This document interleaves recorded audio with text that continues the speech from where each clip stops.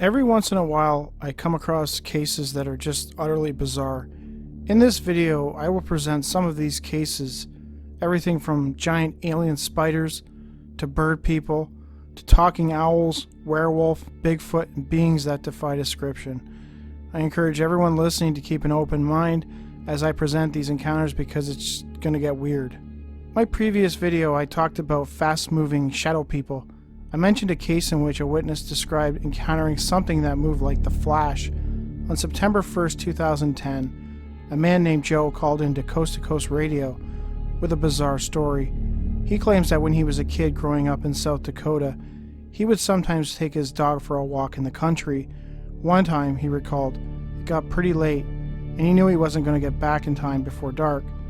He determined the best course of action was to walk into town, which was closer, and call his grandfather to pick him up, rather than try to walk back to his house in the dark. I was walking up the final hill, just to kind of get into town. It's a small town, and when I was walking up, I saw this tall thing. It had to have been about 6 to 7 feet tall, and I'd never noticed it there before, and I'd walked through there before. I just thought it was weird. So I started walking towards it, and the dog, keep in mind, is in front of me. When I took a couple steps towards it, it just kind of disappeared in the blink of an eye, and it went like from above the hill down to like the valley of the hill in just a flat second. It moved so fast, I think that's what it was. It didn't dematerialize, it just moved so fast, my eyes didn't recognize it, to catch it. I found this account interesting because it almost sounds like he's describing the Flash, the superhero from DC Comics, as he is depicted in movies and on the popular TV show. The tall entity only seemed to move after it realized that it had been sighted, and Joe began to advance in its direction. Unlike other fast-moving shadow people accounts I've read, this figure moved away from the witness instead of towards him. September 29, 1972, in South Weymouth, Massachusetts, around 7:30 in the evening, John J. Stagna, his best friend Dave, Dave's sister, and another young girl slipped behind an old farm behind the Union Street Elementary School so that Dave's sister could have a cigarette. While they stood around talking, John suddenly heard something at the edge of the field. He focused his attention in that direction and noticed something was standing there. The shape was backlit by the lights of the elementary school. To him, it sort of looked like a gorilla, but was huge. It had huge shoulders and a huge head. It looked hairy, but it was really just a dark shape against the lights. It appeared to creep forward in short movements. It put its arms out, hands down on the ground, and the back legs then moved forward about the same distance. At this point, Dave had also taken notice of it. Something about the creature frightened them, and they took off running, without telling Dave's sister or the other girl what they saw. Nonetheless, the girls chased after the two boys. When they stopped, the sister wanted to know what was going on. They told her about the strange creature, but she assumed that they were pulling a prank, that they were just trying to scare her and the other girl. Some 10 minutes later, John and Dave worked up the courage to go back. They headed for a house which was under construction that sat on the outskirts of the field, hoping to see the creature again. Not long after, they began to hear strange noises coming from off in the field. They became concerned and decided to leave and try to wrangle up some friends to come back with them, safety in numbers. As they were walking back to a house where their friends usually hung out, they suddenly saw, perpendicular to where they were walking, right in front and above them, they saw a beam of purple light. It resembled a solid rod of light, almost like a black light stretched across the sky. It only lasted a few seconds.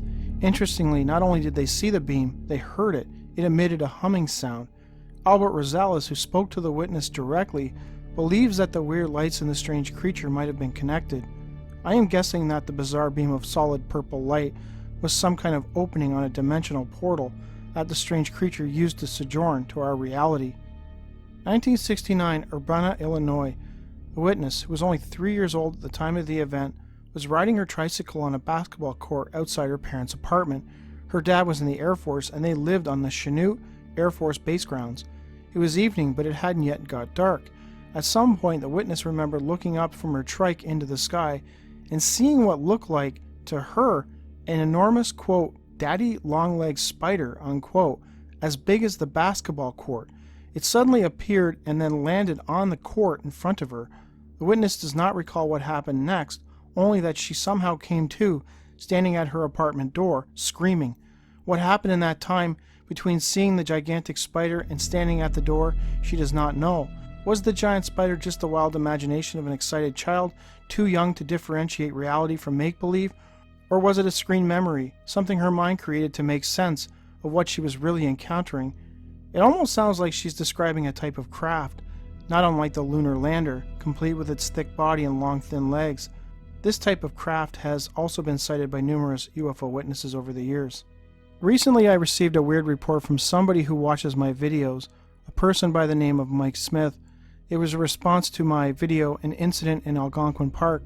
It's such a weird story that I figured I'd just relate it. In 2009 I was in Algonquin Park in Ontario, fishing, and saw a Sasquatch walking into the woods along the riverbank, and with him there was an alien being about 5 feet tall holding the Sasquatch's hand. It looked like the alien was trying to help the Sasquatch travel over rough rocks and through the swampy bulrushes. But crazier than that was that the alien was clothed in a pure white long gown. I watched as they kept looking over their shoulder, not looking at me, but at something behind me. Then I looked behind me and saw a dim blue light about 100 feet away deeper in the woods. I thought, well, if they are going away from me, I'm probably safe. A weirdness soon hit me as I believed the alien was not walking, but floating over the harsh surroundings. What an absolutely bizarre account. I found it interesting that the alien was the one assisting the Sasquatch to maneuver the rough terrain.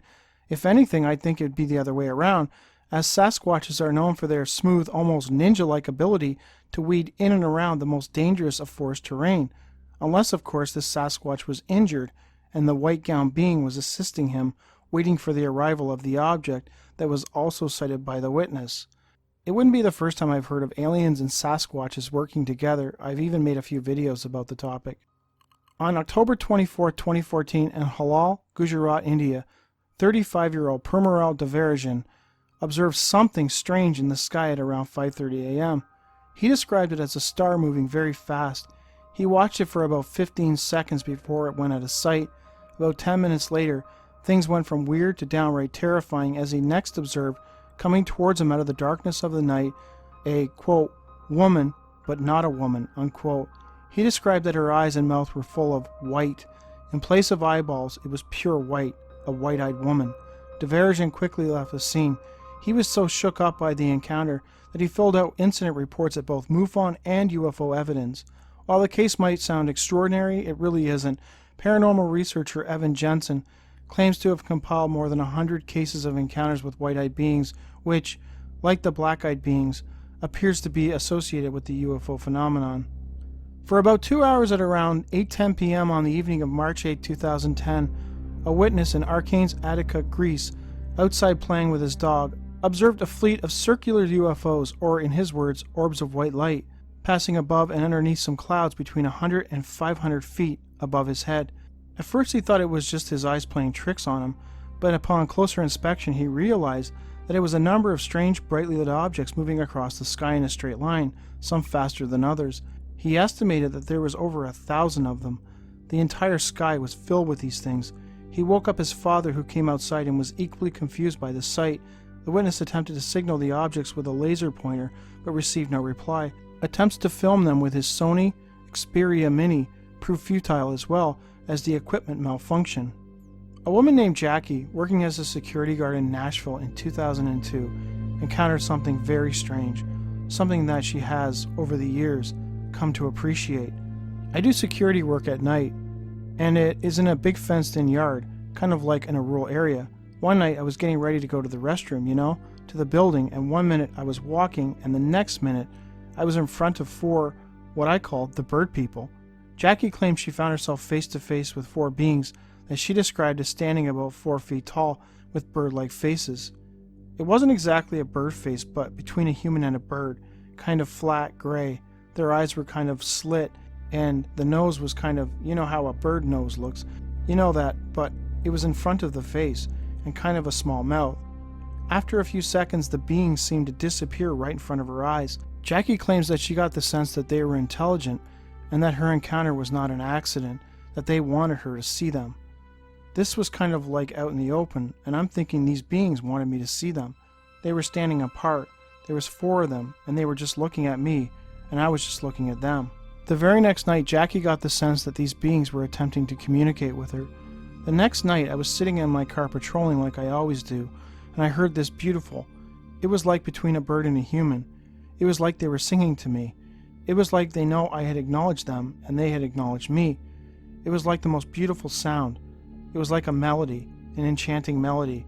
It was like they were singing to me.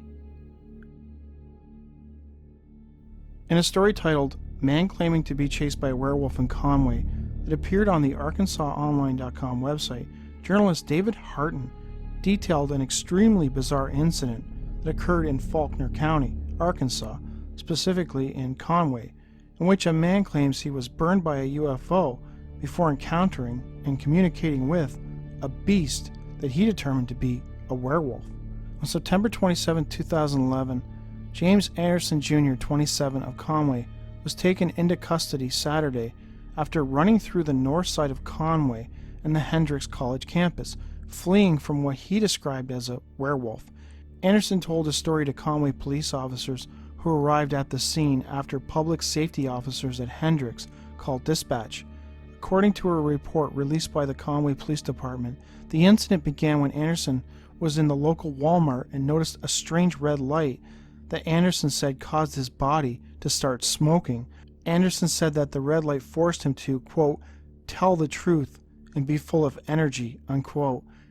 Anderson said that he ran from the Walmart to where he had been sleeping, the alley by the coin laundry, 1065 Clayton Street, the report said. When he arrived, Anderson claimed that a large beast began talking to him and that he believed the beast was a werewolf. He also claimed that the werewolf told him to, quote, get rid of the odor. Only Anderson did not know what it meant. Anderson then ran to the Carrington Apartments at 210 Cleveland Avenue and kicked in the door. Anderson stated that the werewolf would harm him if he didn't kick in the door to an apartment in the complex. He then took off all of his clothes and dumped them into a dryer with the residents' clothes, pouring a gallon of bleach into the dryer. Anderson then put on another set of clothes and decided to scare the werewolf off by attempting to light the bleached clothes on fire, but was unsuccessful, according to the report. Anderson told officers he was scared for his life, ran upstairs and, quote, flew off the balcony, unquote. After being apprehended, Anderson became nervous. When anyone tried to approach him, he became aggressive and asked if the police were going to kill him. Anderson only calmed down after the officers advised him that the handcuffs were made of silver and the werewolf couldn't hurt him as long as he had them on.